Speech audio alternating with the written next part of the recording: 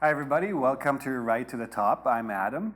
In today's video, I want to give you some more vocabulary to help you build your idea banks and get ready to write about different types of topics. Today, we're going to focus specifically on the news media. Now, I didn't want to focus on the media because that's just too broad. I could give you too many words for that. I'll make another idea bank ebook eventually about media and advertising and all that. But today we're only looking at the news media, and again, the news media is a very big thing these days, especially what's going on in the world. And just in case you're not sure what an idea bank is, what I'm talking about when I say idea bank, there's a link in the corner here. You can watch my video about building ideas, building vocabulary, getting ready to talk about or to write about any topics for the IELTS or TOEFL essay, if that is an issue for you. So we're going to look at a few different words today. So what are we looking at first? We're looking at mass media consumption. Mass media, mass means to a large number, or a large audience. So a lot of people consume, they take in media. They buy newspapers, they pay for cable television, they listen to radio on their car. It's a big business, but it's also very informative, right? So it's all works together. Mass media consumption. There are three main types of media or media outlets. Outlet is the channel or the company that presents that information, that presents the news, okay? There is mainstream media. Mainstream media means that the majority of people consume this particular type of media. So for example, CNN, Fox, BBC. In terms of newspapers, there's New York Times, Washington Post. In Canada, it's the Globe and Mail. In England, it's the Independent or the Guardian. These are mainstream. These are what most people read or watch or listen to, etc. Then you have alternative. Alternative means smaller companies that give a different perspective than the mainstream. They don't care as much about politicians. They don't care so much about advertisers. They want to deliver the news that they think is important, okay? So these are smaller companies. So for example, like sites like Politico or HuffPost, etc., these are more alternative. And then you have your fringe outlets. Fringe means on the outside, right? So they're outside of the main idea of media. These are usually very extremist news channels that they have a very specific message that they want to spread. It could be right-wing conspiracy theories, it could be left-wing conspiracy theories, all kinds of a little bit crazy news, if you want to call it that. You have to be very careful about the things you read and see and hear on fringe media outlets. Alternative media, you should definitely read. Mainstream, you should definitely read. Try to read or listen to more than one outlet. Just be careful about the fringe.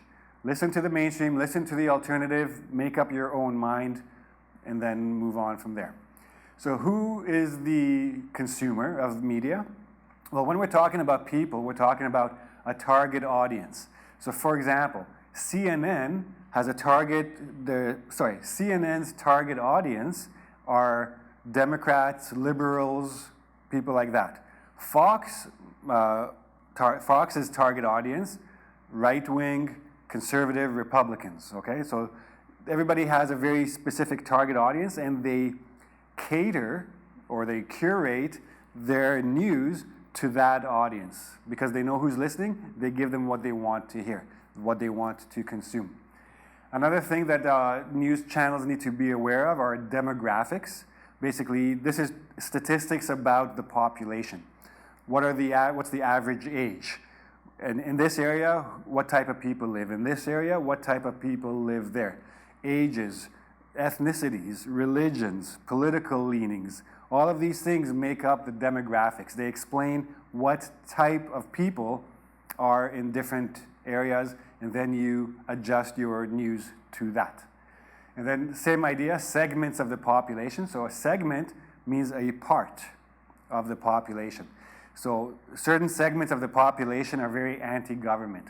certain segments of the population are pro legal marijuana, for example. Each of these segments has a particular belief, and advertisers who want to get the attention of this segment will go to this news channel, and they know, okay, I know this segment of the population watches your channel, so I'm going to advertise with you my products for that consumer. Okay, so all of this has to go into the calculation. And the same with political leanings. Political leaning. So leaning means like going towards one side. So if you have right-wing leanings or left-wing leanings, or if you're independent, all of these things affect what kind of news you get, affect how the news channels cater their information to you, what kind of ads you're going to see, etc.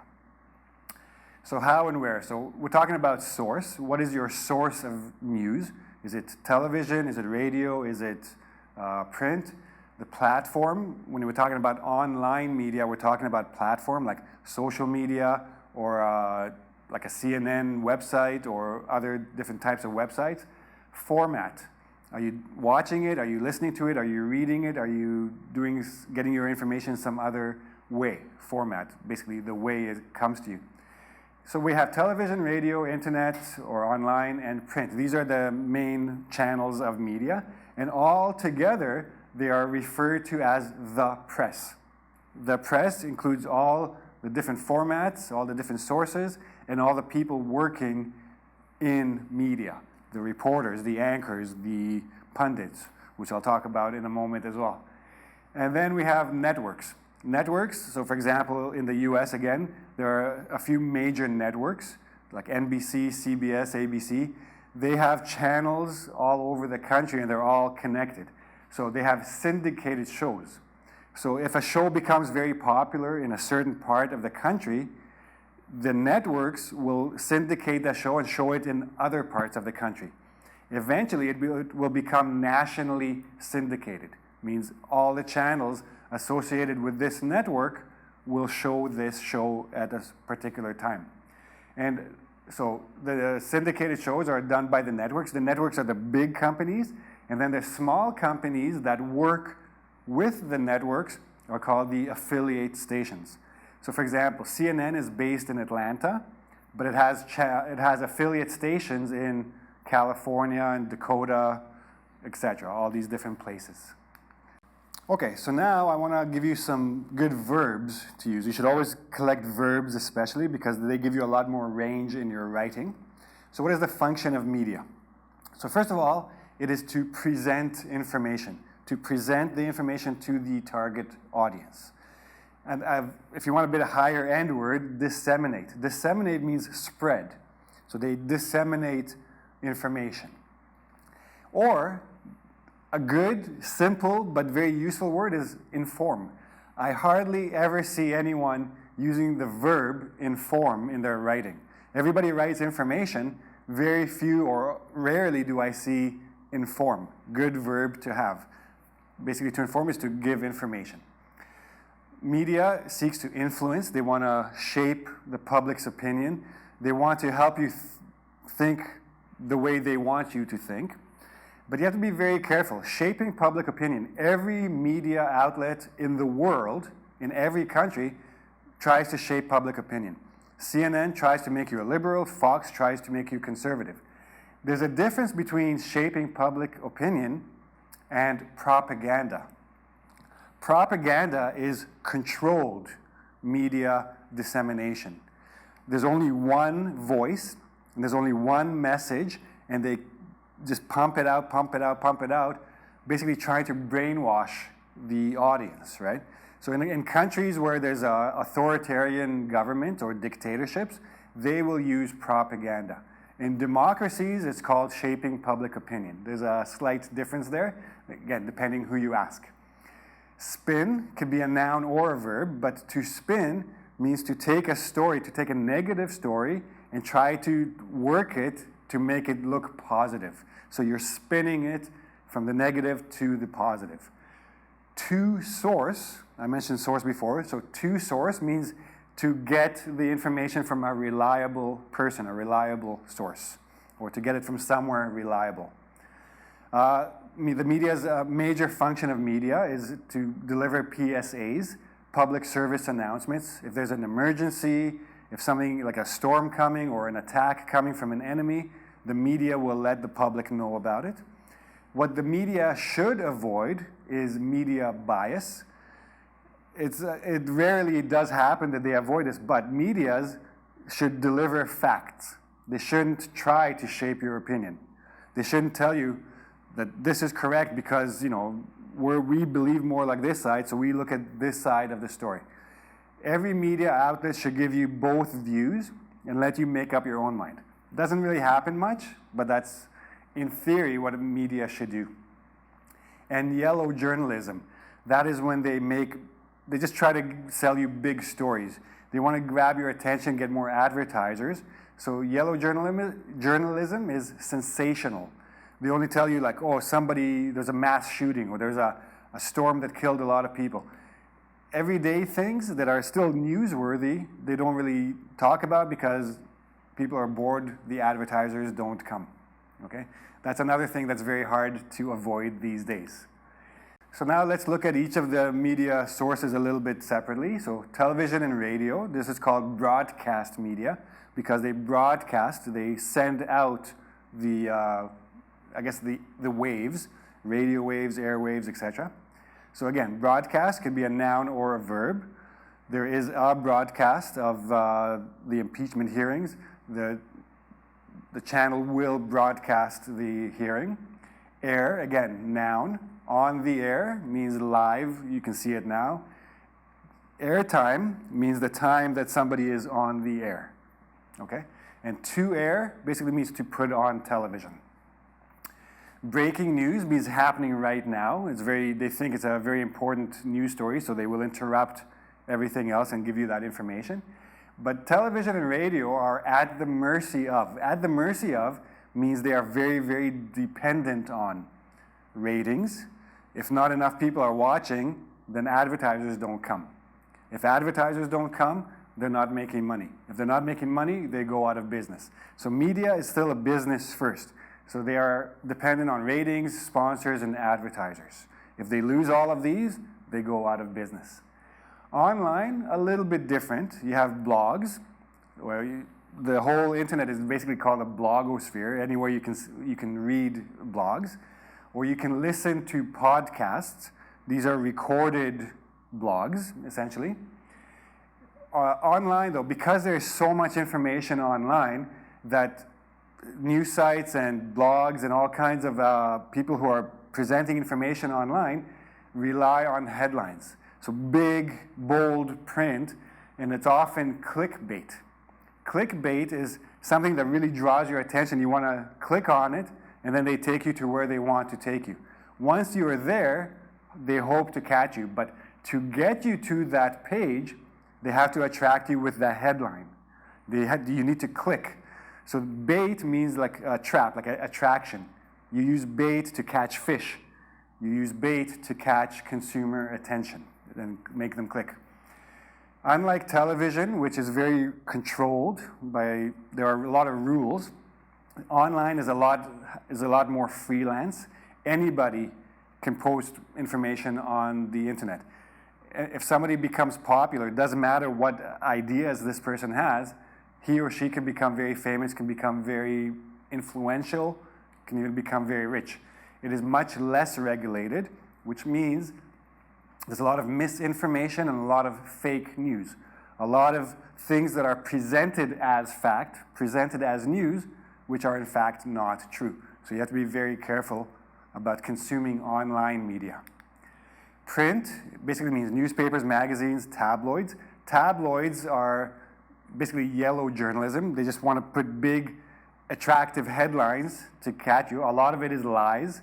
A lot of it is photography of famous people in not very positive situations, I guess you could say. All of these together are called periodicals because they come out at a regular period, every day, every week, every month. Quarterly means every 3 months, semi-annually or biannually, twice a year, annually, once a year. They rely on articles, that's what you read in the newspaper. Serials a collection or a series of articles about a specific topic. Columns are regular articles that appear every week or every month, usually by the same person or about the same topic. An op-ed is an opinion editorial. This is where the newspaper editor tells you what he or she thinks about a certain topic and tries to influence your opinion. Editorial, same idea. Now, a lot of print media is seeing a very drastic decline in circulation. Circulation means how many copies are being sold. So as circulation goes down, a lot of these print media outlets go out of business or they switch to a digital online platform. Okay. A few people in the media. You have journalists. These are the people who get the stories. You have reporters, the ones who basically say the stories or write. Reporters are generally journalists as well. An embedded reporter is a reporter who is put into a situation. For example, if there's a war, sometimes you'll get a reporter in the war zone with a camera telling you what's going on, and you can hear the bullets and the bombs around this person. Investigative journalist does the job of a police officer, basically. He investigates or she investigates something to try to uncover secrets. An anchor, this is the person delivering the news on TV, on the news channel. The one sitting there and reading and talking is the anchor. Editor, make sure that everything is approved. Copy editor, make sure there are no mistakes in the writing or the information. Pundits, these are experts who are brought in to give their opinion about a certain topic. Legal experts, political experts, business experts, to talk about their field. And all of these people that you see on TV, we call them, it's slang, but we call them talking heads. Because all you see is their head and all they do is talk. So you see on a box on a TV, you see a head talking. So it's just a funny way to call them, call these people. And lastly, a few legal issues. You have to be very careful with the media to avoid slander, libel, and defamation. In other words, you can't say something about someone or about a company or a group that is not true. That is called slander or libel. If you say these things and you harm this person or this group's reputation, that is also called defamation. And that person or that company can sue you and get a lot of money from you because you hurt their reputation, maybe you hurt their business or livelihood, etc. Okay? So there you go. A whole bunch of words. There are many, many more, but this will get you started on your idea bank. Make sure you build vocab, think of different topics that you might be asked about, create questions for yourself. Again, the link up there, go find out more about the idea bank. And that's it. If you like this video, give me a like. Don't forget to subscribe to my channel. And come back next time. I'll give you some more tips, grammar, vocab, writing, etc. Okay? See you then. Bye-bye.